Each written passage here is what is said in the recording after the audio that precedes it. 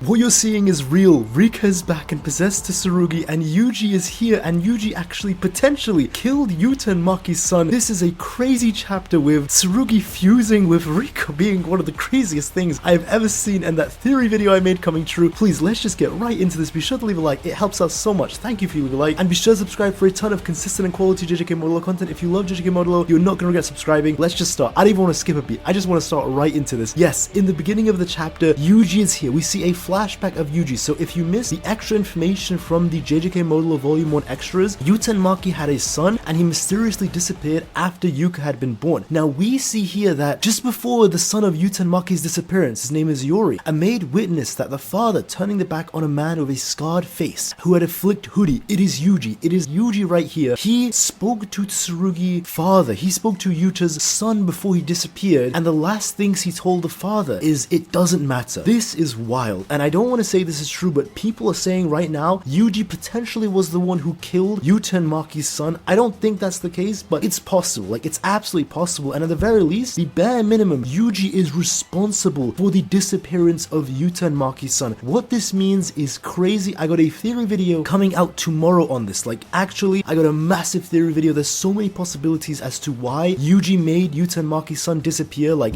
did he kill them? Did he banish him? What did he do to him? Why did Yuji do this? Just an absolutely crazy real. Just seeing Yuji in his prime, phenomenal. And this is actually the first time we've ever seen the words of Yuji in his prime. Yuji with his cloak down, and yes, it is confirmed that it is Yuji. It is the hoodie that we always see him in, and it has got the scars of Yuji. Just insane to me. And again, I got a video coming out on that tomorrow. Please be on the lookout for that. There are so many theories to this. Next, we have Tsurugi awakening with Rika. I made a video on this 12 days ago. I'll show you on the screen right now, predicting that this was going to happen, and you can go to the comments of the video. A lot of people said I was wrong or I was crazy, like always, but my theory came true, and it's even crazier than I could have imagined. Like, I just thought Rika was gonna buff him and funnel him like she did of Yuta. They fused. They actually did a fusion, and she possessed the body of Tsurugi, which we see in this page here. I mean, I did not expect it to go this way, and I cannot imagine how strong this is gonna be. So we saw that Maru was fighting, and Maru undoubtedly, unquestionably special grade level. I mean, we saw Tsurugi was holding his own very good of a grade 1, and Maru no-diffed him, like on a disgusting level, how badly he no-diffed him. And just these panels that you can see Maru flying, how he's manipulating his cursed energy and cursed technique everywhere. Undoubtedly a special grade level calamity, like without question. He is a complete beast of a sorcerer, and the fact that Tsurugi with Rika is going to contend with this man is going to be absolutely insane. Now,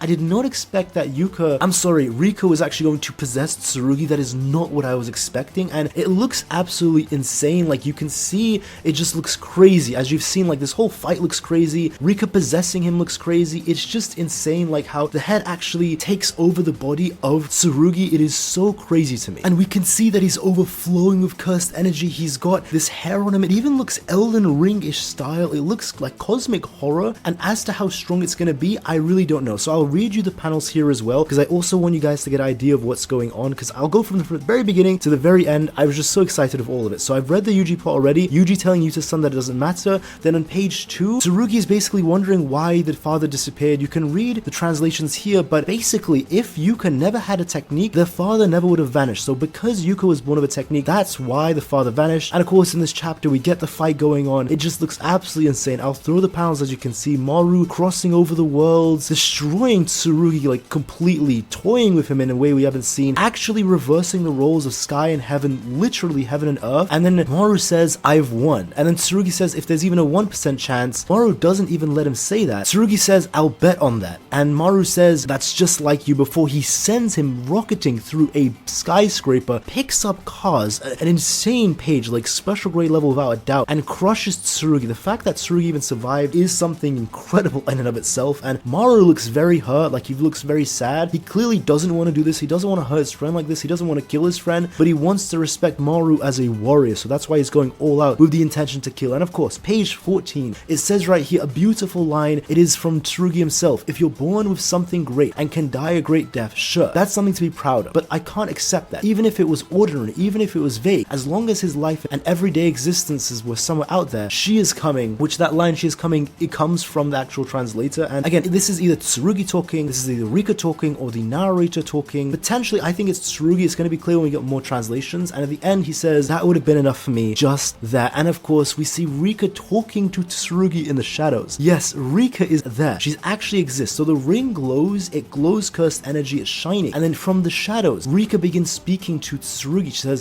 this is the worst. You really took after that woman, which implies Maki, which is really funny that up until this day, Rika is still jealous of Maki, like after that woman. But since it's Yuta's request, I'll help you. Say I accept. And do you think you can win like that? Rika is here. And of course, he accepts the deal and cursed energy explodes like an actual explosion of cursed energy. And Maru is shocked. Like you can just see stunned. Cursed energy, this can't be true. Who are you? And of course, we see in the final page, and who are you supposed to be? Queen of Curses is here. So Rika directly saying, who are you supposed to be? Clouded in cursed energy. Again, looking like an Elden Ring type of character. Absolutely insane. And as for how strong she's going to be, I cannot imagine. She's got the body of a heavily restricted user, buffed with cursed energy, buffed with her own abilities. I wonder if she's still got all the copied abilities that she may have stored from before. Maybe those vanished of Yuta, maybe those carried over. Is this a 5-minute time limit thing like before as well? I wonder if that's the only time this is going to last. She's probably going to be using reverse curse technique because Yuta could do that and so could Rika, so that's going to be interesting to see. As for how this fight is going to go, Maru is going to get his ass absolutely beat. I don't care if he's special grade. This is the Queen of Curses, like an actual calamity, a special grade threat, strong enough to beat a special grade as in Ghetto, and now she's stronger. She's gonna stronger over all the years, and she's fused with a heavily restricted body, and who knows just what this monster is going to hold. Like absolutely crazy. And I want to, just before I end the video, talk again about all the Yuji stuff. I do like that we're getting to see more of Yuji, just more evidence that Yuji is going to show up, and I wonder why Yuji is so dark in this state already. We see Yuta's actual son, Yuta and Maki's son, looks exactly like Yuta, like a literal copy and paste, and I wonder what he means by it doesn't matter. Like, why was Yuji doing this? Why was Yuji the one to deliver this message to him? And what were they even arguing about? You can see Yuta's son was very upset, like Maki's son was very upset. Something was happening, and Yuji just doesn't care, and he even says it doesn't matter. Like, you can see on his expression. I wonder just what sort of a role he's taken. What happened for Yuji to actually appear like this? And again, this isn't that long ago. This is only about 16 years from the main story, and this does line up with what Nobara is saying, where Yuji became depressed a while ago as he saw everyone was getting older and people started to die. So as he's seen like everyone's very old, that's probably why Yuji at this point is very depressed. But I do have a crazy theory as to why he made him disappear and what all this means. And as for Yuji's actual role, so we see at least at this point Yuji was still active in Jujutsu Society, so it gives us more clarification on the Yuji timeline for when he disappeared and at what point he disappeared, what happened for him to disappear. So it was at least not 16 years ago, because we actually got confirmed very recently in the volume 1 that just came out of JJK Modulo that Yuka's age is 16 years old, so this is right after she was born, meaning this is 16, possibly 15 years ago, but they did say it was right after Yuka was born, so it must have been 16 years ago. And Yuji clearly had some sort of a role that he wasn't happy with. You can just see how he's looking, and it makes more sense why he disappeared. But oh my god, this was a crazy chapter. I really cannot believe how insane JJK Modulo is. Please be sure to leave a like on the video, it helps out so much. Thank you very much, and of course subscribe for a ton of consistent and quality JJK Modulo content just like this. If you love JJK Modulo,